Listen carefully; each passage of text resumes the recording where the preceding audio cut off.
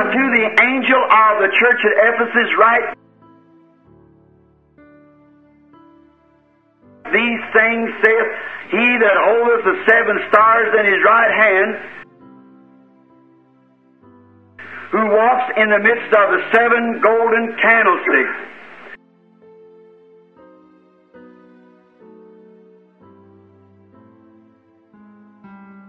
Do you believe Paul was a prophet? Sure he was. Certainly he was. Remember that night, the vision on the stormy sea and so forth?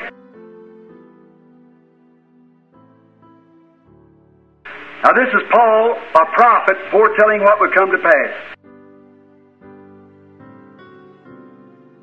As I was sitting down on the hillside wandering the other day, about daylight, and I was thinking, why would Demas want to leave that fella? Why would he leave that poor little preacher that led him to the Lord? The man who spearheaded the revival amongst the Gentiles. A prophet indeed.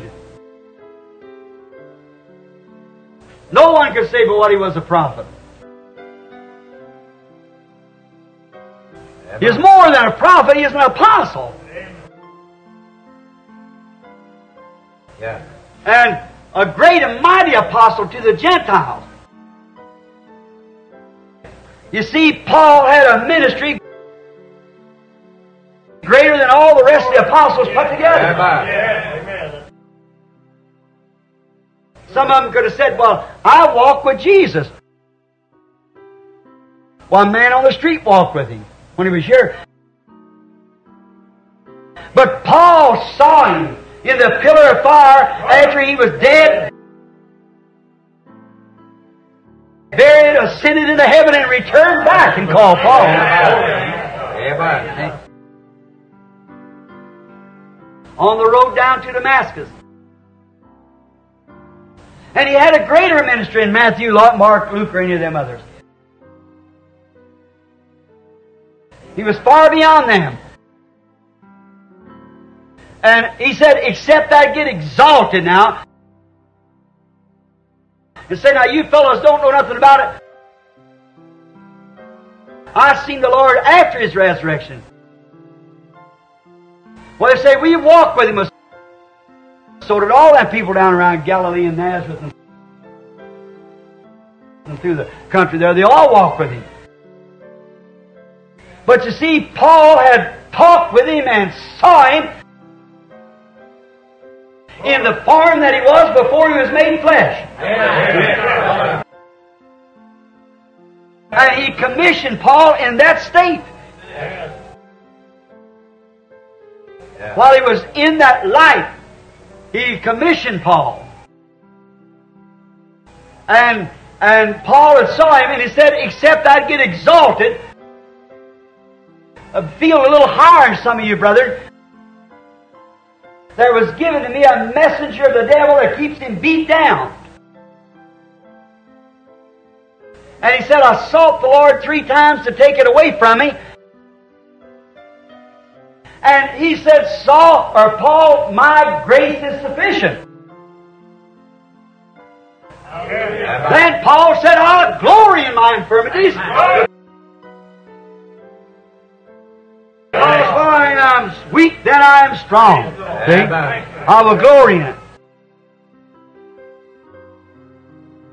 Now, did you notice? Now, a man that had a ministry greater than any of the rest of them that have been on the field,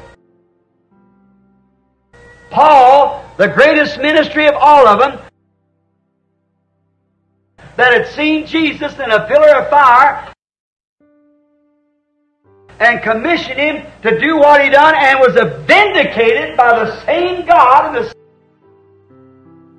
the same power, but signs and wonders beyond any question, and was so poor he only had one coat. preaching to a bunch of people that would have plucked their eyes out, and some of them millionaires. And yet Paul had one coat. He said, bring that coat. Getting cold up here. He's in the mountain country. He only had one coat. Money ain't God. Amen. There's only one God. Yes. See? But people think because you have a big ministry, you ought to own all this and all these great big things and big schools and big so and so. God doesn't deal in them things.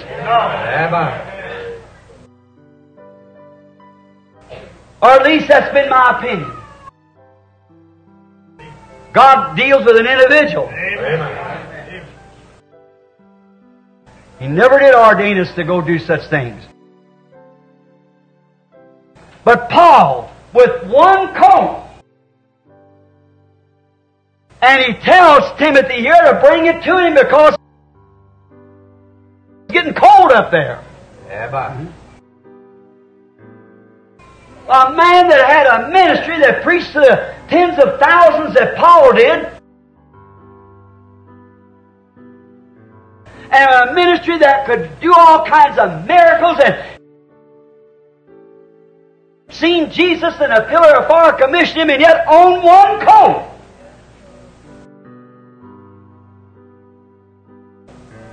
One coat.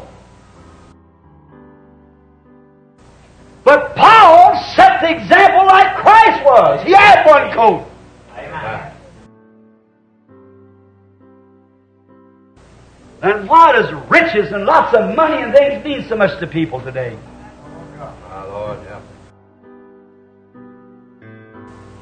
Paul was something on the order like Elijah.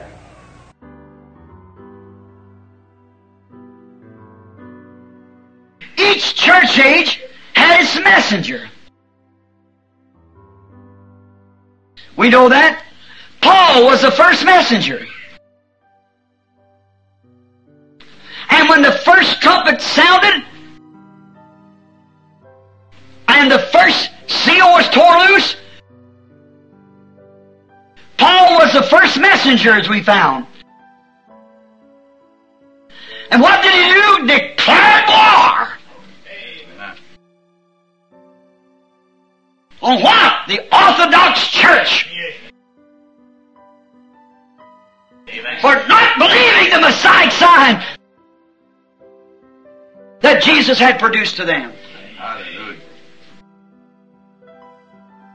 Why, they should have known it. They should have known. Remember, Paul come at the end of the age. All the messengers come at the end of the age. It's at the end time when these things are brought forth. Paul, knowing the Scriptures and knowing that Jesus was Messiah, and he blasted those synagogues from place to place with the Scriptures and was put out of every one of them. That finally shook the dust from his feet and turned to the Gentiles. Amen. What was it? Sounding of a trumpet. An angel messenger standing there with the Word. Oh my, don't you miss that now. The Word. Amen. And Paul, with the unadulterated interpretation of God's Word, blasted every one of them synagogues. Amen. Hallelujah. Cost him his life.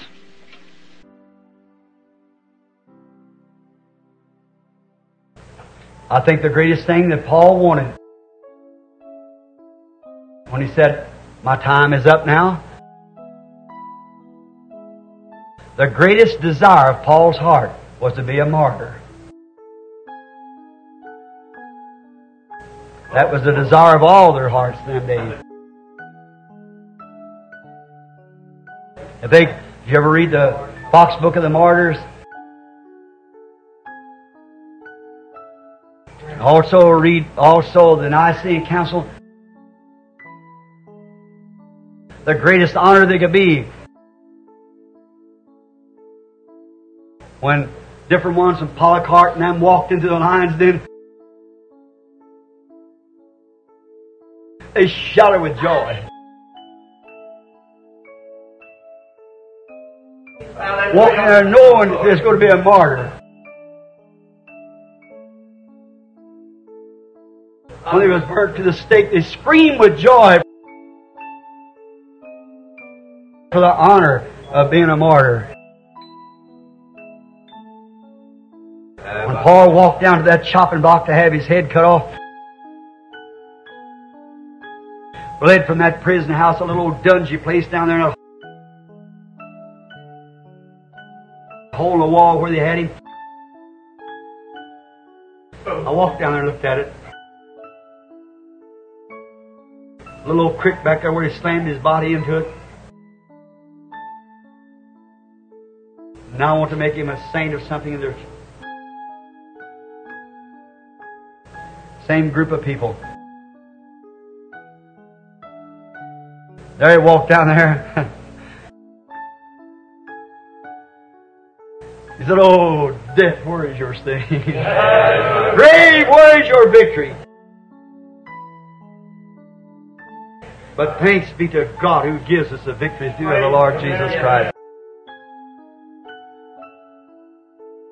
I've fought a good fight. I've finished the course. I've kept the faith.